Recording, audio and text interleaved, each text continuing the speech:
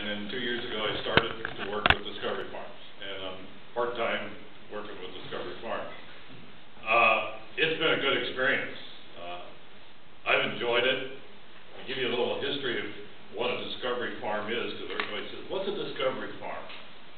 Well, it's not a research farm.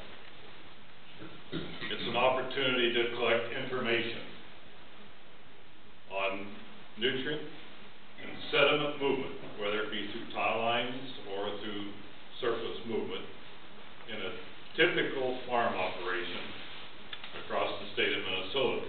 As Warren said, we now have 5 that are up and running where data information is being collected. We patterned what we do after Wisconsin. Sometimes I hate to say we're doing what Wisconsin's doing, but you know, forget about the Big Ten and realize this is all for agriculture. And this has been a good learning experience for me. To give you a little history on what it is, it's I call it an initiative or a program where we gather information, summarize that information, then pass it on to the agricultural and other clientele in the state of Minnesota as an educational program. So it's an information gathering and educational activity of what agriculture is doing with respect to nutrient and nutrient movement across the state in the wide variety of landscape. It's impossible to sit down and predict what's going on any given farm because of the variability and the diversity. So that's the reason we move from that we're on farm to farm.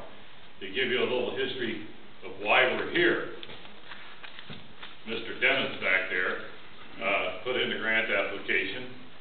That's fine. He got it funded. That's fine. Next step is now we got to find a farm.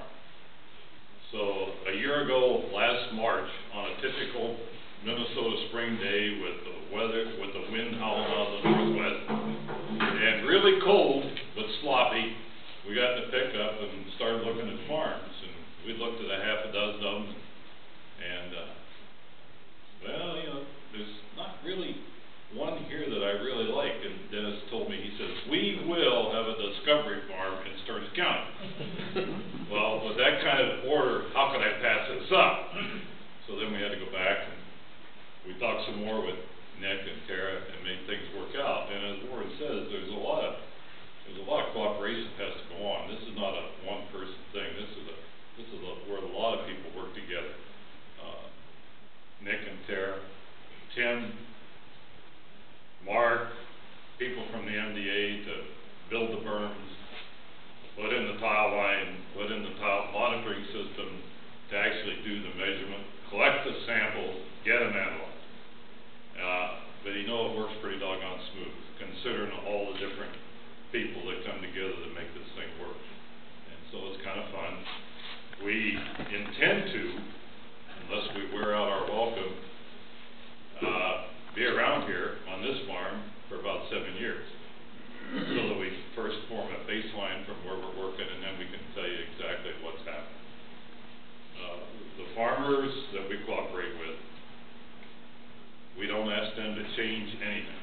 They do what they do. We measure what we measure.